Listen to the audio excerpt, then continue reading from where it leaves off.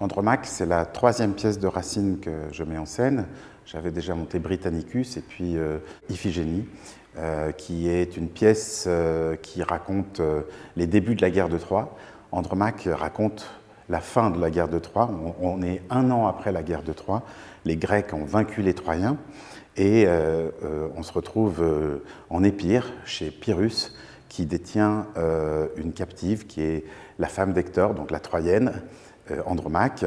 On va avoir à la fois Pyrrhus qui aime Andromaque, mais Hermione aime Pyrrhus, et puis Oreste aime Hermione. Donc on a une chaîne d'amour impossible, mais tout ça pris dans un contexte politique très fort, puisqu'on est sur la fin de la guerre de Troie, et que si Pyrrhus ne donne pas Astyanax aux Grecs, on risque de rentrer dans une nouvelle guerre de Troie. Cette guerre, qui peut en amener une autre, elle nous fait penser à toutes les guerres, notamment la guerre en Ukraine ou les guerres au Moyen-Orient. C'est-à-dire que quand une guerre commence, on ne sait pas quand elle finit, et même quand la paix a été signée, on sait que ça peut entraîner des conséquences sur des générations et des générations.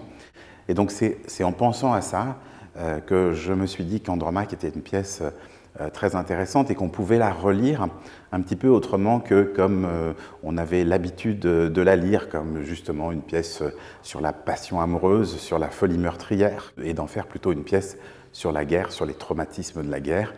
J'ai eu cette idée d'avoir sur le plateau une espèce de grande flaque de sang, c'est-à-dire que j'avais cette image que ils allaient se parler d'amour, mais les pieds dans le sang, marchant dans le sang, assis à une table dans cette flaque de sang.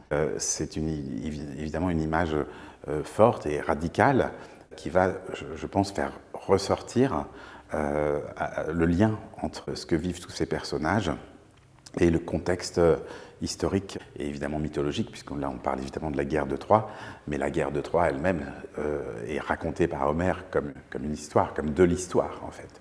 J'ai demandé à Bénédicte Cerutti de jouer Andromaque, à Chloé Réjon de jouer Hermione, à Pierrick Platier de jouer Oreste et à Alexandre Palu de jouer Pyrrhus.